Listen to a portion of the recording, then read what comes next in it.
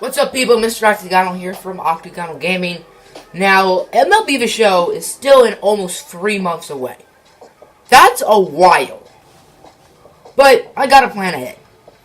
I put out the MLB The Show 17 franchise poll about this time last year, and now we're going to do it for MLB The Show 18. I tried to avoid teams that were on the poll last year. I think we still have one team that was on the poll last year that will be on the poll again, but I think that's it. There will be a straw poll in the description. It will be in the description of every video until the voting ends, which will probably be in like late March, a few days before the game comes out. Now, we won't start the series right away when the game comes out because I do want to wait for the 07 rosters.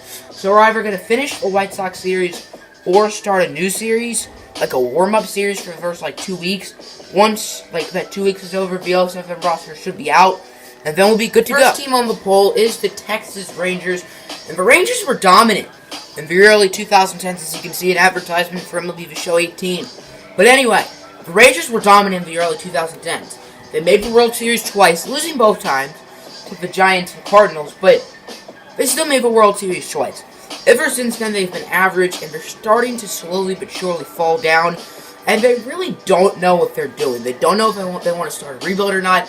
Their pitching rotation's all right with Cole Hamels, Miguel Gonzalez, Andrew Kashner. None of them are that good.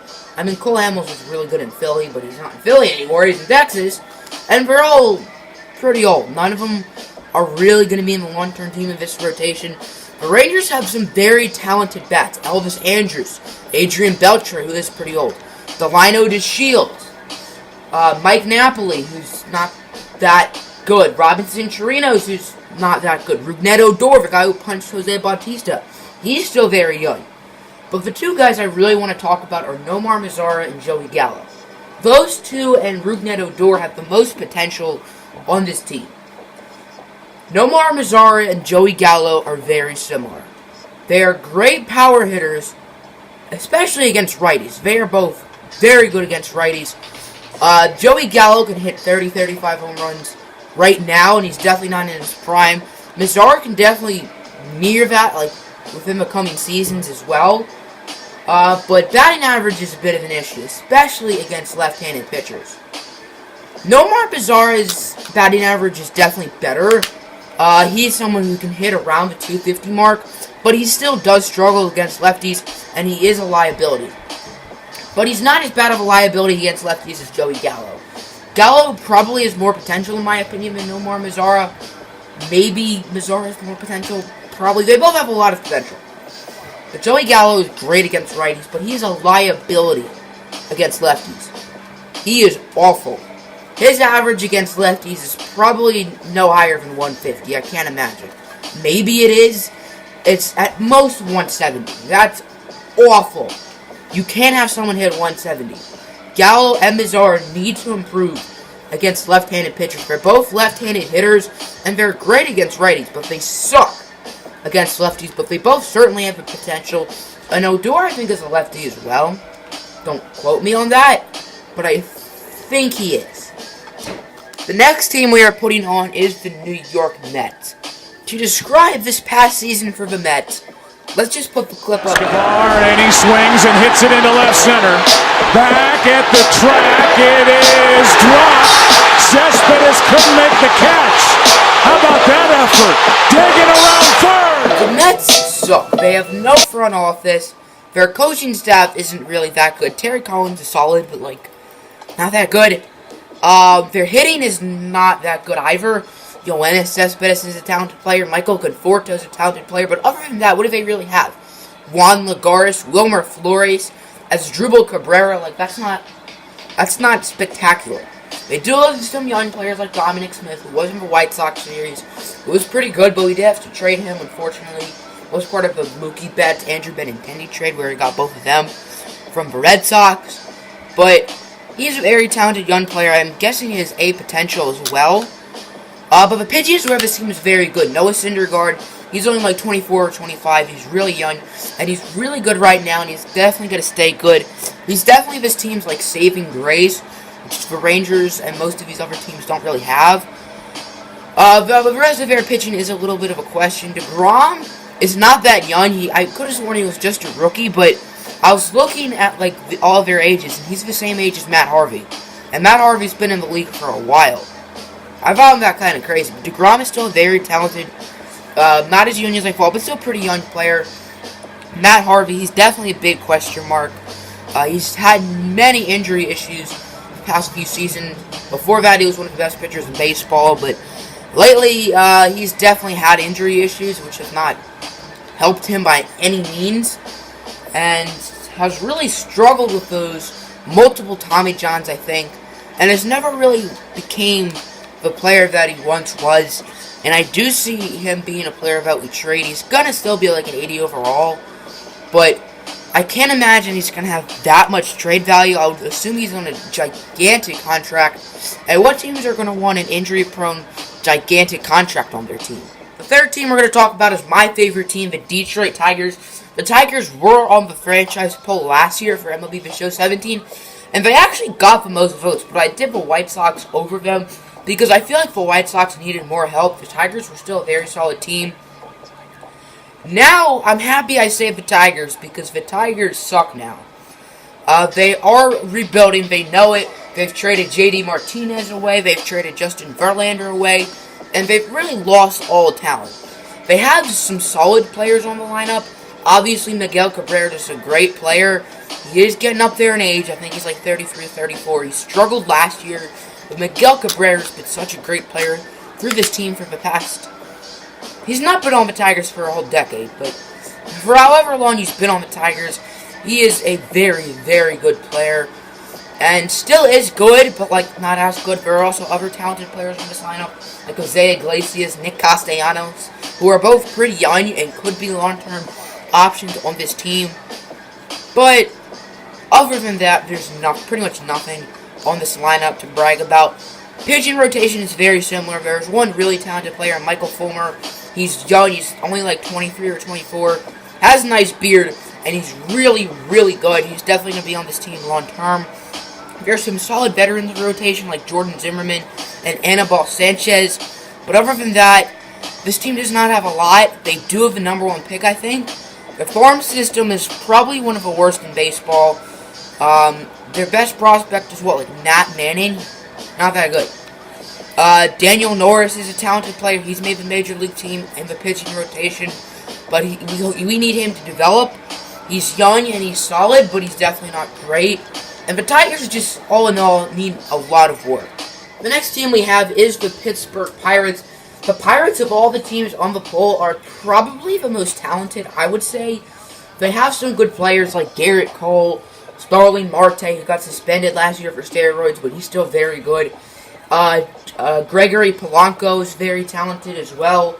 Josh Bell has a lot of potential, but Andrew McCutchen, I'm a little surprised he's still on the Pirates, and he hasn't been traded yet, so we're probably going to have to do that in the series if the Pirates don't do that. I've always loved Andrew McCutchen. He's always been one of my favorite players in all of baseball, and I don't want to trade him because I really, really like him. But we're probably going to need to trade him because the Pirates are going to do that in real life. He's getting up there in age, and his production hasn't quite been what it was like back in 2012, 2013, when he was putting up MVP-like numbers. I think he has an MVP as well. Always been a good contact hitter, as well as having power. He can be a 30 home run guy while hitting 300. So Andrew McCutchen certainly has a lot of talent. But this Pirates team, they just aren't in a direction kind of like the Rangers. I think they're like what the Rangers are, just with a little more talent, which can be better for a franchise because we decide if we want to stick with this core or rebuild. But also at the same time, we don't want to be winning 95 games the first year. So the Pirates are definitely an interesting team. They have a very good division that they're in. Cubs are the Cubs. They're going to be really good for a while. The Cardinals have gotten Marcell Ozuna this offseason from Miami. The Brewers played well last year. So there's definitely some talented teams that we will have to play. The Pirates, they have talent, but they're not in any direction right now. They're just average. Next up on the poll is the Baltimore Orioles. The Orioles honestly might be better than the Pirates. I know I said the Pirates are the most talented, but honestly I'm sort of taking that back. The Orioles have some solid players in their rotation like Dylan Bundy, Kevin Gausman, Wade Miley, Jeremy Hellickson. None of them are great, but they're all decent. The batting rotation is solid. You have players like Jonathan Suckup, who's developed into a quality player at second base. Mark Trumbo and Chris Davis, who are both very good at hitting long bombs. Two of the better power hitters in baseball. Trumbo, not this past year, but the year before, I think led the league in home runs. Chris Davis, I think, has an MVP to his name and almost like 60 home runs one year, which is crazy. But the biggest name on this team is Manny Machado. Manny Machado is very good. He's an MVP caliber player that the Orioles have. He's young. He's only like 25 or 26. But he is a free agent at the end of the season, and there have been a lot of Manny Machado trade rumors this offseason. So what do we do with Manny Machado? Do we keep him, or do we let him go and trade him? Now, Manny Machado is so talented. He is a phenomenal fielder, Gold Glove worthy, and he also has good average, and he can hit for home runs. He can very well hit 30 home runs a year. I think he's definitely done that in his career. So Manny Machado has pretty much everything. And it's hard to say that he sucks, because he doesn't. And we could get a lot for him. But do we want to keep our really good talent, or do we want to get something for him so he doesn't leave? The final and probably most interesting team on the poll is the Miami Marlins. The Marlins have really changed this offseason. Obviously, they have new owners, led by, of course, former New York Yankee and MLB legend Derek Jeter, and he has made a lot of moves. He's traded D. Gordon to the Mariners. He's traded Marcell Ozuna to the Cardinals, who are two very talented and all-star worthy players. Ozuna just made it last year and had debatably an MVP caliber season. I'm not saying he deserved MVP, but definitely top 5 or top 10 in the NL. But the big one is Giancarlo Stanton. He did trade Giancarlo Stanton to the Bronx Bombers, the New York Yankees, and did not get much for him. Like, what, Starlin Castro, who's good, but they're not even going to keep Starlin Castro. But the big thing with Stanton and those guys was to clear up money. But Marlins have no money. Stanton's on like a 10-year contract, making like $30 million a year, which is nuts. But the Marlins still have some talent in that lineup. Justin Bour and JT Realmuto are two very capable hitters, and two players who we could look for trades for. The big name is Christian Yelich. Of the little big four of Ozuna, Gordon, Stanton, and Yelich, Yelich is now the only one left on the roster. He's the youngest at only 25 years old, I think. Very good contact hitter. He'll probably be the second hitter in the rotation, or not the rotation, in the lineup. He can hit for power. Christian Yelich is definitely a player that this team can build around long term. Maybe not the number one guy, but definitely the second or third best player in a batting lineup. This batting lineup definitely has the talent to take a team wonders. I mean, now it doesn't because they don't have like Stanton and Ozuna and Speedy D. But the pitching rotation is a mess. Like, Dan Straley, Vance Worley, Jose Urena. Like, that's just not going to work. This team, of course, lost Jose Fernandez, R.I.P. Jose, back in 2016, and their rotation has never really found that new ace. I mean, Edison Volquez did throw like a no-hitter. I think it was the only no-hitter this year. I think it was either a no-hitter or a perfect game. I think it was a no-hitter, but it might have been a perfect game. But, like, he's old, and I don't even know if he's on the roster anymore. He's old, he's decent, but this rotation needs help. This team is like the complete opposite of the Mets. It's just that both these teams are starting their rebuilds. The Marlins had a great hitting rotation. Now, it's still pretty good with like Yelich, Bour, and Realmuto. And the Mets have a great pitching rotation with Syndergaard, DeGrom. Steven Matz is a pretty good pitcher, and he's somewhat young as well. So the Marlins, they know what direction they're going in now, which is for rebuild. They've made some big trades, probably the biggest moves of the offseason. They know what they want to do. They have a plan. Let's see if it'll work. There you go. So make sure you vote in the description or the comments. It'll always be in the description of every video, as I said, until a few days before the game comes out when the voting ends, as they're just going to have a background game. But make sure you vote. I'm out. Peace.